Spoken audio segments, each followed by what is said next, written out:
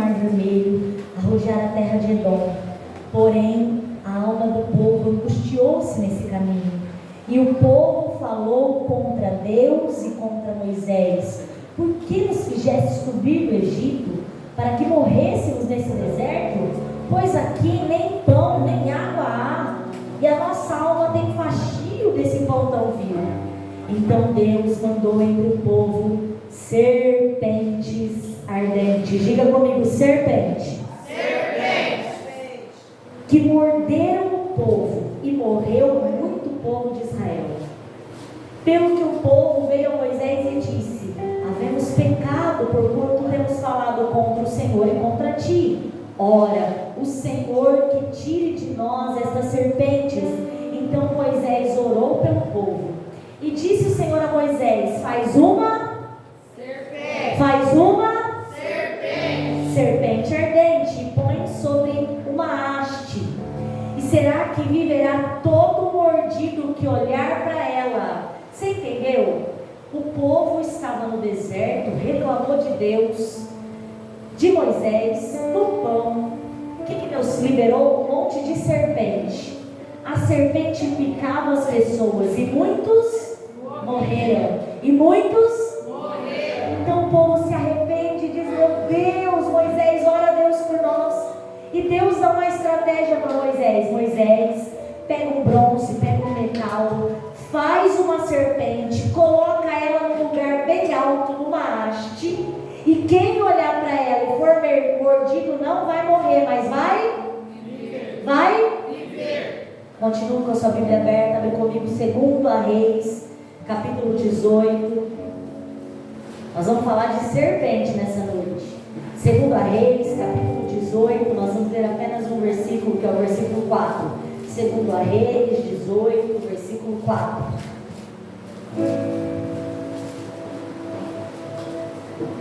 Este tirou Ezequias é um rei. Este tirou os altos e quebrou as estátuas, e deitou abaixo os bosques, e fez em pedaços a serpente de metal que Moisés fizera. Porquanto até aquele dia os filhos de Israel lhe queimavam incenso e lhe chamavam Neustã. Sabe aquela serpente que Moisés fez lá atrás ao mando de Deus? Anos e anos se passam, e aquela serpente que era para ser uma referência do pecado virou um Deus para eles. Que esquisito isso aqui, né? Abre a sua Bíblia comigo em João capítulo 3, vai fazer sentido. João capítulo 3, versículo 14, 15, vai fazer sentido essa serpente, amém? Evangelho segundo escreveu João capítulo 3, versículo 14.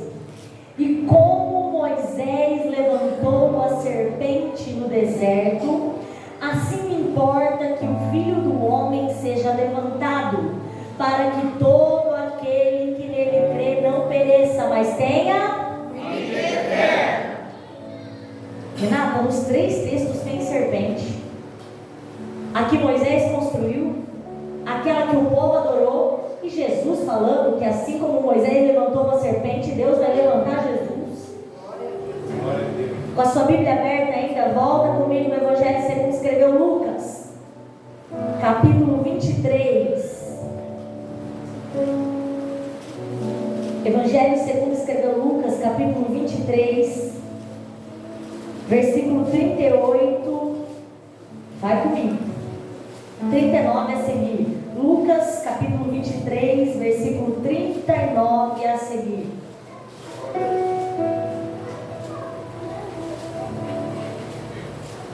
E um dos malfeitores que estavam pendurados blasfemava, dizendo: se tu és o Cristo, salva-te a ti mesmo e a nós.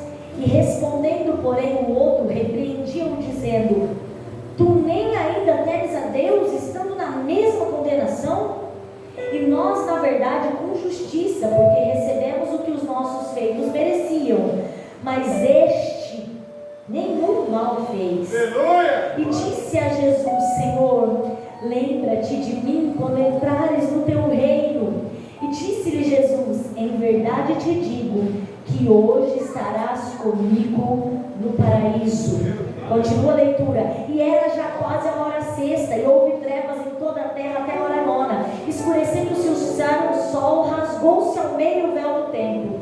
E clamando Jesus com grande voz, disse: Pai, nas tuas mãos entrego o meu espírito. E havendo dito isso, respirou. E o centurião, vendo, diga comigo, vendo o que tinha acontecido, deu glória a Deus, dizendo: na verdade Jesus era justo. E toda a multidão que se ajuntara a esse espetáculo, vendo, diga comigo, vendo o que havia acontecido, voltava batendo no peito. Feche seus olhos, coloque sua mão sobre o seu coração. Nós vamos orar a Deus para falar conosco nessa noite. Senhor, boa, verdadeira e fiel é a tua palavra. Tu sabes, Senhor, a necessidade minha, da tua igreja, Senhor, o que precisamos ouvir, o que precisamos, Senhor, para prosseguir, Senhor, o que precisamos para nos mantermos fiéis e firmes a Deus, o que precisamos, Senhor Jesus querido, não é aquilo que queremos, Senhor, mas Deus fala conosco nessa noite de uma maneira poderosa, extraordinária. Abre o nosso entendimento, abre a nossa mente, abre a nossa alma, fala conosco, Senhor, que ninguém saia daqui confuso, Senhor, nem confundido, mas que o Espírito Santo que ensina todas as coisas possa me ensinar e ensinar os meus irmãos nessa noite, que nós possamos sair daqui sabendo que há um Deus que fala conosco. Esse é o desejo do meu coração. Eu te peço em nome de Jesus, amém. Você pode se assentar dando glória a Deus? Glória a Deus.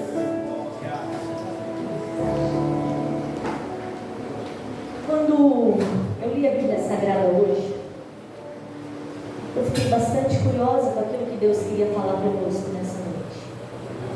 E Deus está falando sobre a serpente. Nós lemos 3 textos falando de serpente e um texto falando da crucificação de Jesus. Eu quero lembrar com vocês que lá no jardim do Éden estava o homem, Adão, e a mulher, Eva.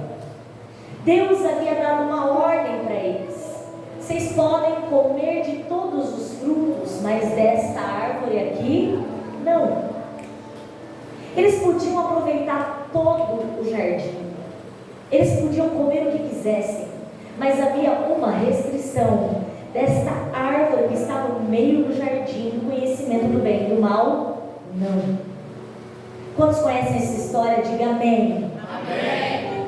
Você se lembra que um animal entra na cena e ele vai conversar com Eva e vai dizer para ela: mas menina, come que dá tudo certo, come que é bom. E Eva vai comer o fruto, e se não bastasse comer, ela também vai dar o fruto para quem, igreja? Não. Quem foi o bicho que falou para Eva comer o fruto, igreja? Serpente. Então quer dizer que a serpente está associada ao pecado e à desobediência, sim ou não? Sim. Então a serpente induz a Eva a desobedecer a Deus, a queda do homem, o homem pecar. Desde o início da Bíblia, a Bíblia vai falar de serpente. Em Apocalipse vai falar de serpente. E nós vamos ler agora e entender melhor o texto que nós lemos em Números. Então serpente está relacionada ao pecado. Serpente está relacionada ao Pecado. O que é que o pecado trouxe para o homem? Morte.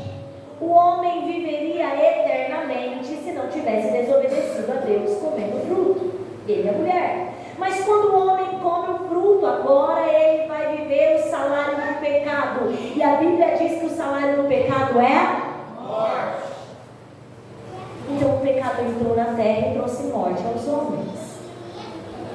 Até aqui, amém? Amém. Muito bem. Anos e anos e anos e anos se passam. Você sabe que Deus levantou um povo lá do Egito, os filhos de Jacó, ou o povo de Israel. Eles vão ser libertos do Egito, mas vai demorar um tempo para o Egito sair deles. Eles saem do Egito com Moisés, atravessam o Mar Vermelho, Deus manda água da rocha, Deus manda pão do céu, maná todo dia, codornizes, e eles vão vivenciando experiências lindas com Deus. Mas volta e meia eles murmuram, volta e meia eles reclamam. Diz para o seu irmão: não reclama. Diz para ele de novo, não reclama. Quando eles reclamam, isso desagrada o coração de Deus, porque a reclamação significa descontentamento com o que está sendo vivido. Então eles vão viver experiências muito amargas por causa da reclamação e da falta de fé. Aquela geração vai morrer, os filhos deles vão viver, e eles não aprenderam muitas coisas com os pais, porque em um determinado momento eles também vão reclamar.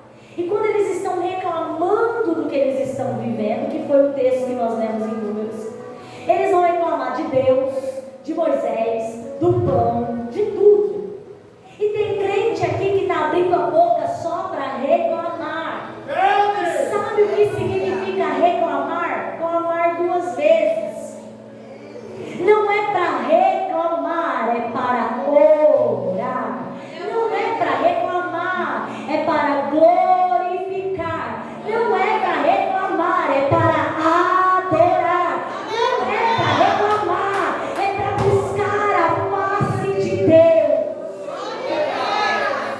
Mas eles vão reclamar de Deus, de Moisés, do pão, de tudo. Eles começam a reclamar de tudo. Sabe o que é que Deus faz? Eles estão no deserto. Deus libera serpentes ardentes. Elas vêm e picam. A Bíblia vai usar a expressão morder. Você se lembra que quando lá no jardim do Éden, cada um pecou, a serpente que induziu a Eva que comeu e deu para Adão, cada um levou uma sentença? A serpente ia rastejar e ela ia morder o calcanhar dos homens, mas a semente da mulher esmagaria a cabeça da serpente. Aleluia. O pecado atrai serpentes. Então, quando Deus, me perdoa a expressão, quando Deus leva eles até aquele lugar, Ele permite que serpentes venham morder o povo de Israel. Sabe por quê? Porque o salário do pecado é a morte. Elas eram ardentes no sentido de venenosas. Picava com tamanho veneno que muitos morreram. Sabe o que é que a picada de uma cobra produz? Dor. Sabe o que é que o pecado produz? Dor. Sabe o que é que a picada de uma cobra produz? Morte. Sabe o que é que o pecado produz? Morte. Então Deus estava permitindo que eles sofressem a consequência da sua murmuração, do seu pecado e da sua indignação contra Deus. E sobreveio até eles serpentes que os mordiam. Quantos estão entendendo a palavra? Diga amém. A serpente mordia, a morte não era rápida, começava uma dor de leve, de repente aquela dor ia aumentando. É isso que o pecado faz, ele afasta o homem de Deus, e ele começa numa sensação de que não vai acontecer nada não, mas de repente o pecado vai aumentando, a dor vai aumentando, e quanto mais dor, mais longe de Jesus. E o pecado leva à morte. Eles então caem na real, eles percebem que fizeram muito mal. E eles vão orar para Moisés, vão falar com Moisés, desculpe, vão falar com Moisés. Ô Moisés, ora para Deus, porque se você orar, Deus tira a serpente aqui desse caminho. Eles precisam terceirizar o serviço de oração. Por quê? Porque eles estão em pecado. E aqueles que estão em pecado não conseguem se aproximar de Deus. Não é porque Deus não os ouça, não é isso, é porque o pecado tomou conta das suas vidas. Então eles precisam pedir para Moisés orar para Deus. E aí Moisés vai orar a Deus, e Deus vai dar uma estratégia para Moisés. Moisés, pega um metal, eu não sei se é bronze, não sei se é ferro, não sei que é um metal. Moisés pega um metal e constrói uma serpente. Ô Renata, o que Deus está fazendo? Que coisa esquisita é essa, construir uma serpente? E tinha uma coisa, constrói a serpente e coloca ela numa haste. Ou seja, faz a serpente e coloca ela em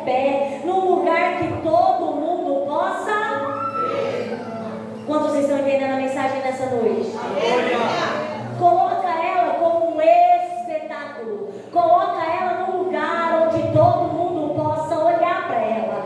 Mas quem olhar para a serpente e for picado, não vai morrer. Quem olhar para a serpente que Deus mandou Moisés fazer, mesmo que tenha sido picado, vai viver. Mesmo que tenha sido picado, vai viver. Eu não estou entendendo, Renata. Que estratégia esquisita é essa que Deus deu a Moisés? Deus estava dizendo que quando o homem peca, olha para o seu pecado e se arrepende dele, ele passa então a ter vida de novo. Não era para adorar a serpente, era para olhar e reconhecer: poxa vida, nós erramos, nós pecamos, há arrependimento em nosso coração. Era para isso que Deus construiu a serpente. Então a serpente estava ali numa referência do erro. Eita, nós erramos. Que arrependimento, por isso que nós fomos picados. O nosso pecado foi grande. Eles se arrependiam e voltavam a viver. Amém? Amém. Encerra-se por aqui. Mas eles tinham que olhar a serpente para viver. Diga comigo: olhar para viver. Olhar para viver. Mas o povo distorce as coisas de Deus, sim ou não? Sim. Anos vão se passar, muitos e muitos anos do acontecimento aqui. E de repente Deus levanta um rei chamado Ezequias. Eles já estão morando em Israel, eles já têm uma terra própria, eles já são uma nação, eles não estão mais percorrendo o caminho para entrar lá. Muitos anos passaram. E de repente Ezequias descobre que aquela serpente feita por Moisés ainda está lá, mas não com o propósito de lembrar o povo do pecado. O povo pegou aquilo que era para se lembrar do pecado e fez disso idolatria. Eu não estou entendendo, Renata. Eu estou te dizendo que as pessoas estão idolatrando o pecado. Eu estou te dizendo que as pessoas estão olhando para o pecado, estão querendo pecar mais. Eu estou dizendo para vocês que nunca antes houve tantos influenciadores como há agora por causa da era digital. As pessoas olham para uma influencer que desmente a Bíblia e seguem a influencer. As pessoas olham para um youtuber que está totalmente fora da palavra e querem seguir o youtuber que está totalmente fora da palavra. As pessoas pegam as falas de pessoas que estão no pecado e querem adorar aquelas falas, mas aqui não. Há um Deus que recebe a honra, que recebe a glória, que recebe o louvor. Vocês jovens não precisam seguir influencers. Vocês têm Jesus, o maior influenciador da história. Aquilo que era para lembrar o povo do pecado agora está sendo adorado. O pecado está sendo adorado.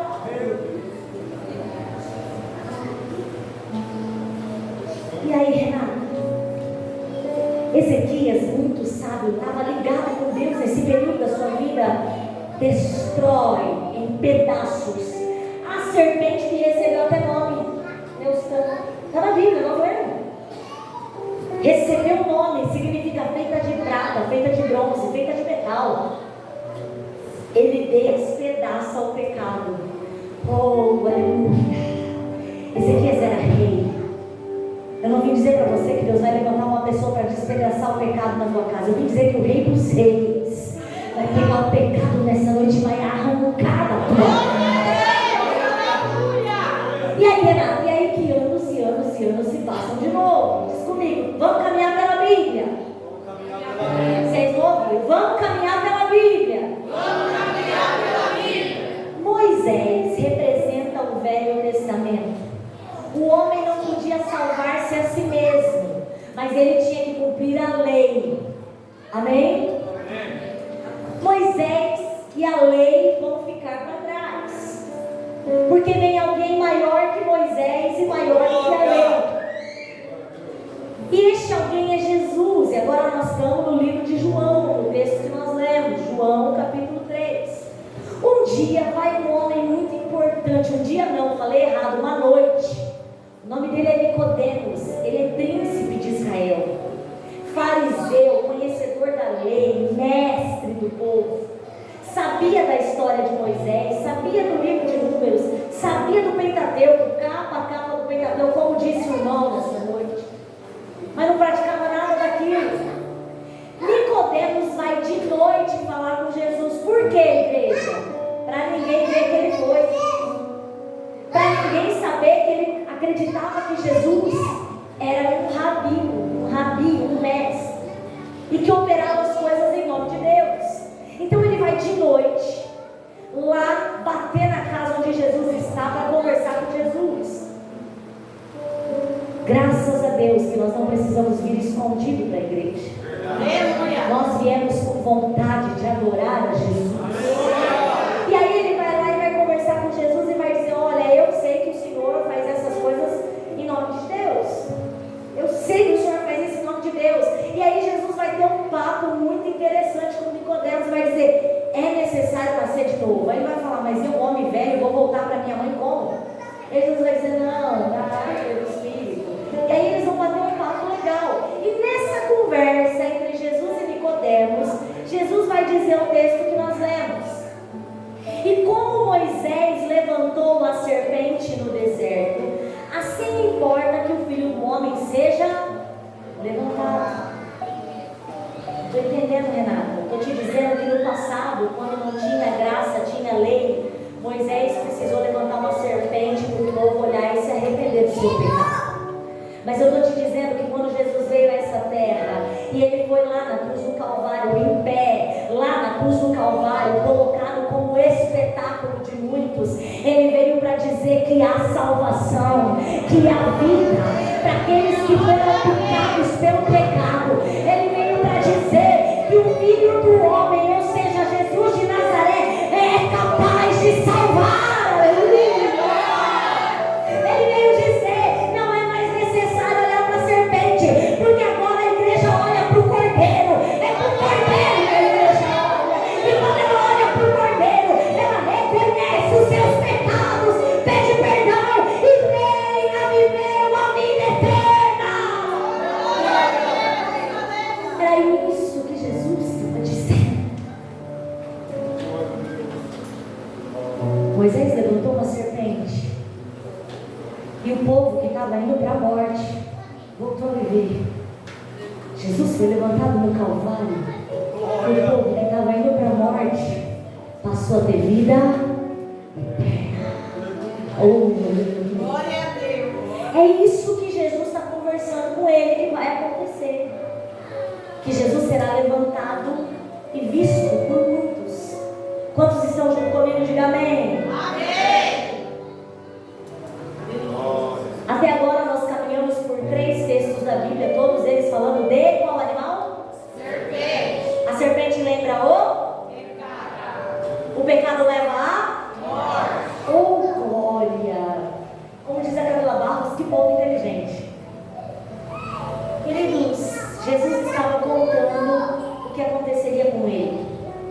Quando ele vem a essa terra sabendo exatamente tudo, cada um dos seus passos. Por que, Renata? Porque ele era homem, mas também era Deus. E como Deus, onisciente. E fora tudo isso, haviam profecias que diziam passo a passo o que aconteceria com Jesus. Quando Jesus conversa com Nicodemos, ele está dizendo para Nicodemos a maneira que ele vai morrer. Ele vai morrer crucificado, colocado num lugar alto, para que todos vejam. Amém? Amém. Muito bem. Para que todo aquele que nele crê, que creia no Filho do Homem, que crê em Jesus, não pereça, mas tenha vida eterna. Quem olhava para a serpente, vivia. Aleluia. Quem olhasse para Jesus, vivia. Glória a Deus. Você está querendo dizer, Renato? Eu estou dizendo que Jesus deixou a lei para lá e veio para a graça. E a graça traz vida também. Vamos ver então o dia que Jesus foi crucificado. É contado nos 4 evangelhos o dia que Jesus morre. É contado nos 4. Mateus vai falar, Marcos vai falar, Lucas vai falar, João vai falar, cada um do seu jeito, cada um dando um detalhe.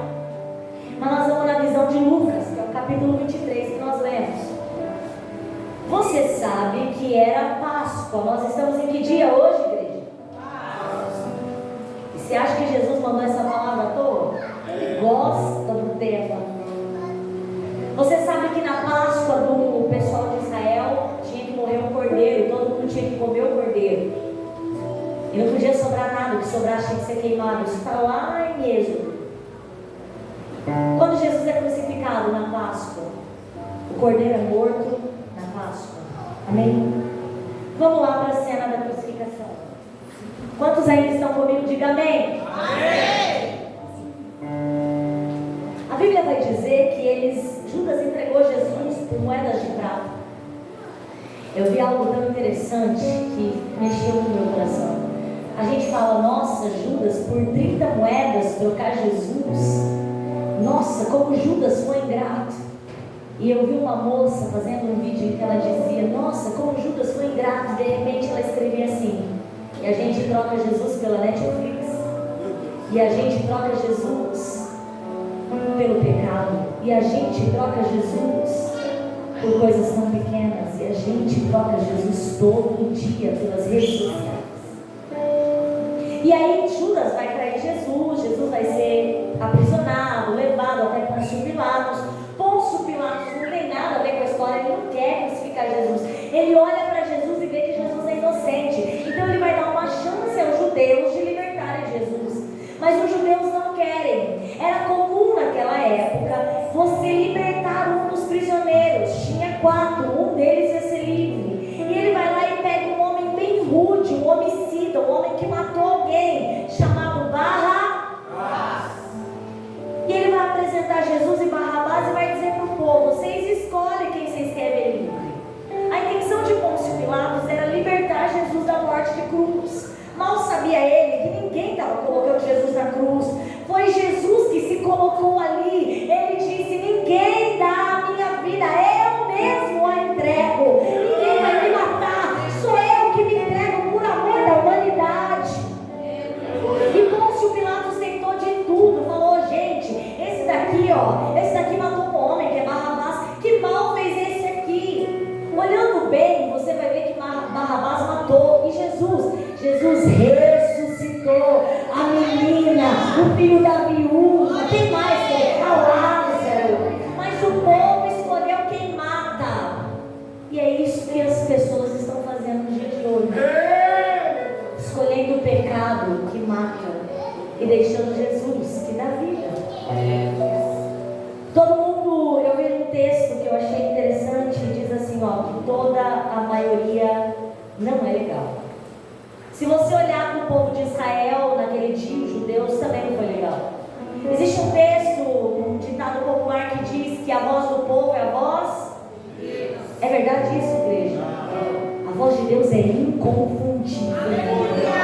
A voz de Deus é como o som de muitas águas, diz o salmista. Quando ele fala, ele troveja sobre a terra. A voz de Deus, ela bate no nosso peito e a gente sabe que é Ele. Essa palavra não é minha, é a voz de Deus. A gente sabe quando Ele fala e a voz de Deus não tem nada a ver com a voz do povo. O que é que o povo grita? Mata, crucifica Jesus, solta Barrabás. Barrabás ganhou o dia, vai ser livre, vai ser solto. Ninguém mais sabe dele, ninguém mais sabe o que aconteceu com ele. E agora vão levar Jesus até o Calvário, Monte das Caveiras. Mas no caminho Jesus vai ter que carregar a sua cruz. Eu vi um historiador cristão dizendo que eles levavam uma parte que vai nos braços, assim, e que a outra parte era carregada por alguém, assim, até o lugar. Era assim que os romanos costumavam crucificar. E tem lógica, porque a Bíblia vai dizer que um tal de Simão Cirineu é constrangido a ajudar Jesus a carregar a cruz. Então eu creio que Jesus estava com a mão assim, o madeiro aqui, e Simão Cirineu carregando a haste maior para ajudá-lo a chegar lá. Mesmo porque se Jesus estivesse com aquela haste grande, como é que ele carregava? Achei interessante, é uma perspectiva. Eu só sei que Jesus estava indo para o Calvário e Simão Cirineu ajudou ele a levar a cruz, amém? Quando Jesus chega lá, depois de ter apanhado bastante, depois de ter passado vergonha com relação às suas roupas, trocado de roupa, colocado uma coroa de espinho, escrito lá, este é o rei dos judeus, ou o rei dos judeus, depende do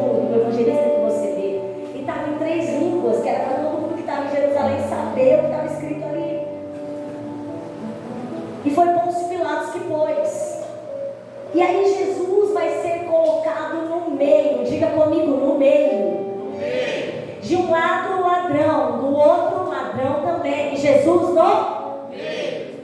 A Bíblia vai dizer que o povo, um dos evangelistas vai contar que o povo se assentou para ver o espetáculo. O povo sentado, Jesus no meio, de um lado o ladrão, de outro lado o ladrão. Como é que Jesus está? Jesus está colocado na cruz, no lugar alto. Como estava a serpente? De pé, no lugar alto. Era isso que ele estava contando para Nicodemos, que ele morreria desse jeito, de pé, no lugar alto. E aí, quando ele está sendo crucificado, acontece duas perspectivas diferentes. Um ladrão vai zombar e vai dizer: ora, você não é o Cristo? Você sabe o que significa Cristo? Enviado, ungido de Deus. Ora, você não foi enviado por Deus, você não foi ungido de Deus, liberta você e liberta a gente também. Em outros evangelhos você vai ver que os principais da sinagoga diziam mesmo: salvou os outros, salva-te a ti mesmo. Sabe por que eles falavam isso? Porque quando a mulher do fluxo de sangue chegou e tocou em Jesus, o que é que ele disse para ela? A tua fé te salvou. Ele tinha poder para reconhecer quem seria ou não salvo. E aí, Renata, e aí que um dos ladrões zomba e diz: salva você, salva a gente, vamos embora daqui.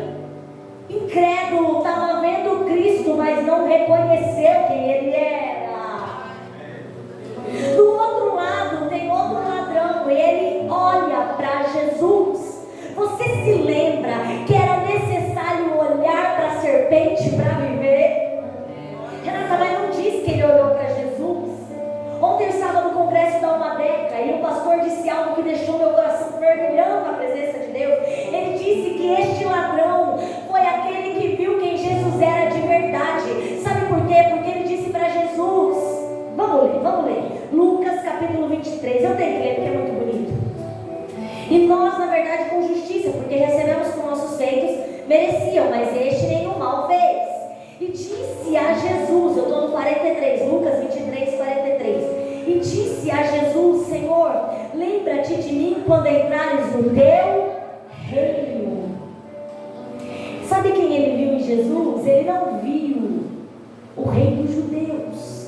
Ele viu o rei do reino eterno. Eu aprendi isso ontem, vim confrontar aqui com a Bíblia e achei lindo. Ele foi o único naquela cena que reconheceu de início quem era Jesus. Jesus é rei dos reis e senhor dos senhores. Jesus é rei de um reino eterno. Jesus é rei que não morre, mas ressuscita. Jesus é rei, é rei, é rei, é rei, é rei absoluto. Ele é rei. O ladrão foi o único que viu quem Jesus era. O povo olhou e escreveu: o rei dos judeus. E o ladrão disse: o reino dele é eterno, não é daqui não. Aqui eu não tenho mais jeito, mas no reino dele eu tenho. Lembra-te de mim quando entrares no teu. Então o ladrão olhou para a cruz, olhou para Jesus, viu quem Jesus era de verdade e pediu misericórdia. Eu quero falar com vocês sobre o que tem na visão, na fala do ladrão.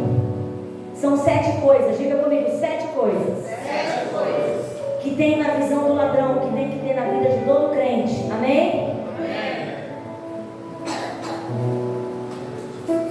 Primeira fala que ele diz é para o outro ladrão: você está na mesma condenação que o Cristo, o Filho de Deus, o Rei dos Reis, e nem assim você teme a Deus. A primeira coisa que eu aprendo com o ladrão é temer a Deus. A Bíblia diz que o temor ao Senhor é o início da sabedoria. Quem teme a Deus é mais esperto e mais sábio do que quem não teme. Diz para o seu irmão: tema a Deus. Você sabe que a palavra temor tem 2 significados: medo de ou respeito à autoridade de. Oh, aleluia. Quem teme a Deus não tem medo de Deus, não é isso. Tem respeito quem Deus é. Deus é Senhor absoluto.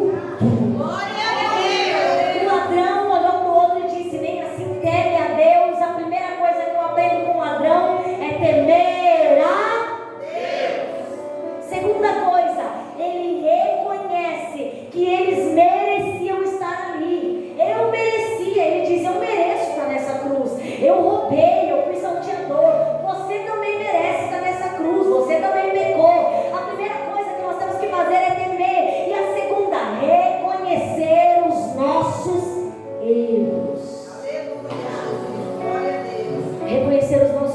pecados, os nossos erros é o primeiro passo para entendermos a graça de Jesus. O Renata, mas crente também erra? Gente, a gente erra pensando. Irmãos, eu vejo no Facebook, de vez em quando eu não vejo, porque eu fico julgando as pessoas. Aí Jesus fala para mim, para. Ele fala comigo, ele fala com vocês também? Eu vou lá e falo, ai, fulano, gente, a hora que eu penso, ai, Jesus, já julguei, Senhor. Irmãos. Aí você vê uns povos na praia, você trabalhando, você vê o que? Inveja, vai dizer que é mentira. O que o Senhor falou para mim? Para, essas redes sociais estão perigosas. É ou não é, meninas? Você vê um look chique, você fala assim, não tem, é Jesus, não tem. Queridos, ele ensinou-nos a temer a Deus, a reconhecer que nós merecíamos a cruz, sim ou não?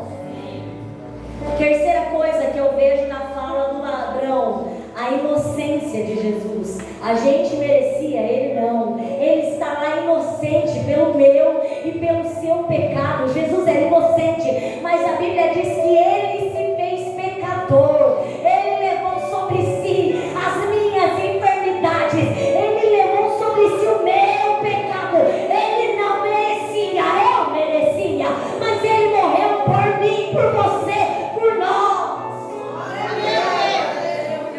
Quinta coisa, eu estou certa aqui, irmãos? Eu pulei um número, gente. 1 é temor a Deus, 2 é reconhecimento do nosso pecado, 3 é a inocência de Jesus, 4, arrependimento. Há um arrependimento instantâneo naquele homem. É por isso que eu creio que muitas pessoas foram salvas no leito de morte, porque isso aconteceu com o ladrão. Ele teve um arrependimento tão grande, tão genuíno, que ele teve um arrependimento salvífico. Ele se arrependeu e reconheceu quem era Jesus, e pela graça foi salvo. É necessário ter no coração do crente arrependimento. Diga comigo, arrependimento. Agora sim, quinto, clamor para a salvação. Ô Senhor, quando tu entrares no paraíso, lembra de mim. Nós precisamos clamar para sermos salvos. Nós precisamos clamar para o Senhor salvar aqueles que queremos que sejam salvos. É necessário pedir ajuda para ser salvo, sim ou não, igreja? Sexto, reconhecimento de que Jesus tem um reino celestial e eterno. Quando o Senhor entrar no teu reino, ou seja, não é aqui não, é lá. Quando o Senhor entrar no teu reino, lembra de mim? Ele reconheceu que Jesus tinha um reino celestial. Amém? Eram 6, eu pulei o número. Amém? Muito bem, tem tudo isso no ladrão perdoado. Renata, qual é a relação de Jesus e a serpente? Ora, a serpente foi colocada para que olhassem para ela e voltassem a ter vida. Jesus foi colocado. Renata, mas a serpente representava o pecado, sim ou não? E o que é que tinha em Jesus naquela hora?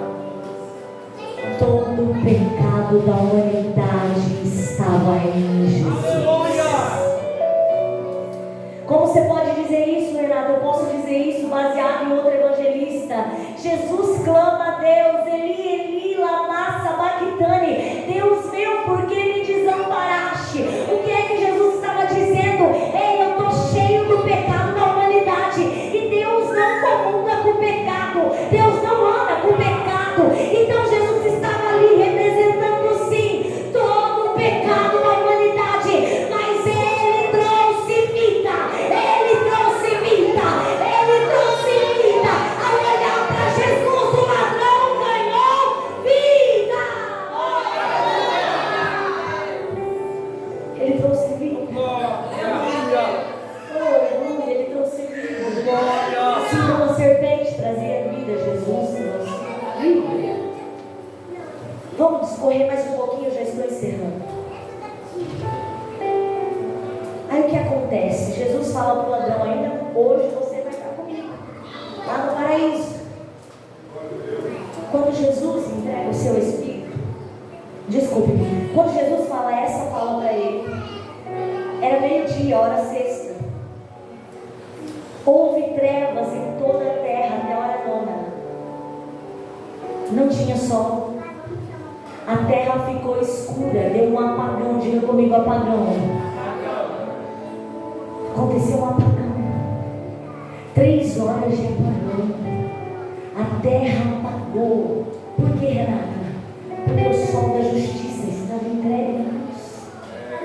A natureza reagiu à morte de Jesus. Todo o pecado sobre ele e a terra apagou. Um apagão de 3 horas está na Bíblia.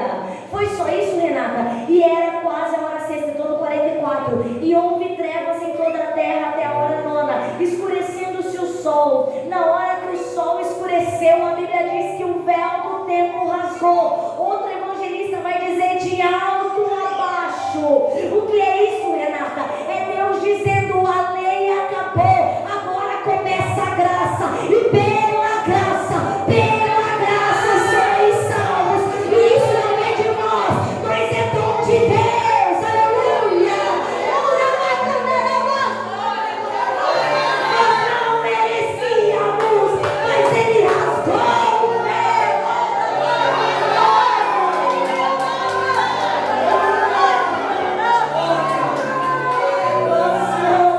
merecíamos, mas Ele rasgou o véu e disse: entra, vem adorar de perto. Ele rasgou o véu e disse: abre igreja, abre templo, vira igreja, vira templo. Aleluia.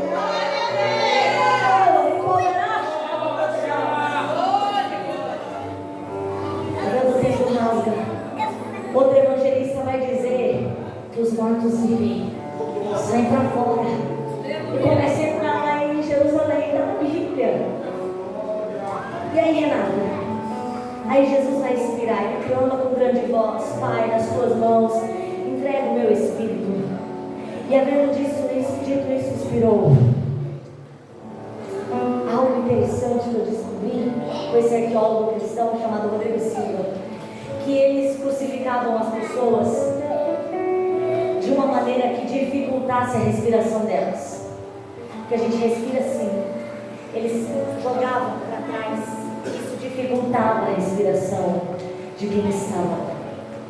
E qual era a tendência? A tendência é que a pessoa tentasse vir para frente para respirar. E aí então eles quebravam as pernas para não fazer esse movimento, para não ter apoio. E não vir para frente para respirar. Você já imaginou tudo que Jesus passou por nós? Quanta dor, quanta humilhação, quanta tristeza, quanta traição, tudo Jesus passou por nós. E aí Jesus expira.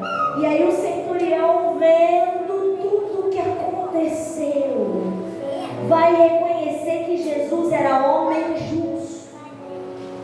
E toda a multidão, eu estou no 48, leia comigo. E toda a multidão que se ajuntar a esse espetáculo. Jesus foi feito de espetáculo para os olhos dos outros. Jesus foi colocado numa posição de espetáculo. Ninguém quer ser espetáculo dos outros, mas Ele foi espetáculo dos homens. Como eu te disse, o evangelista vai dizer que assentando-se para vê-lo, o povo queria ver Jesus sofrer. E aí, a multidão que viu Ele como um espetáculo, vendo o que aconteceu em volta, a escuridão, o templo, os mortos, tudo que estava acontecendo, a Bíblia diz que voltava batendo no peito. Fiquei curiosa, por que eles voltavam batendo no peito? Sabe o que isso significava em Israel? Arrependimento. Glória. Aleluia. Sabe quando aqui a gente no Brasil a gente faz assim, ó? Isso significa que nós não estamos nem aí, não é? Sabe quando a gente faz assim, ó? Tipo, vai. Lá em Israel, onde é que eu tirei isso? Do texto em Jeremias. Eles estavam rasgando as suas roupas e batendo no peito. E batendo no peito. Isso significava que eles estavam arrependidos e humilhados, porque fizeram algo que não estava certo. Sabe como nós vamos sair desse culto nessa noite?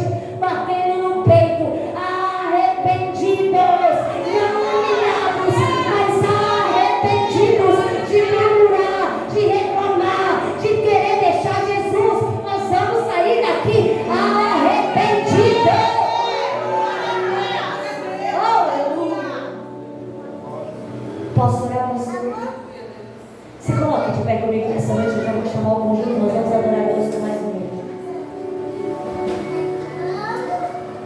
Vamos fechar a mensagem, vamos ver se vocês estavam juntos comigo mesmo. Qual animal fez Eva pecar? Serpente. A serpente representa o Pecado.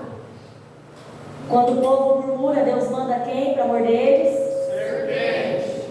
O que é que faria com que o povo voltasse a viver? Olhar para? Serpente. A serpente foi colocada num lugar alto. O povo olhava e voltava a viver. Amém? Pegaram aquela representação do pecado, em sinal de arrependimento, e transformaram num ídolo e passaram a adorar a serpente. O que é que Deus manda Ezequias fazer? Despedaçar a serpente. Anos e anos se passam, Jesus vai conversar com Nicodemos. Como é que Jesus diz que ele vai morrer? Igualzinho a Serpente. colocado num lugar alto, para que todos que vissem e crescem passassem a ter que tipo de vida? Eterna. Aleluia. Jesus morre num lugar alto. Do seu lado estão dois. Um debocha e zomba de Jesus e o outro teme. E nos ensina o que? A temer a Deus. Nos ensina a reconhecer que nós merecíamos a cruz. Nos ensina a inocência de Jesus.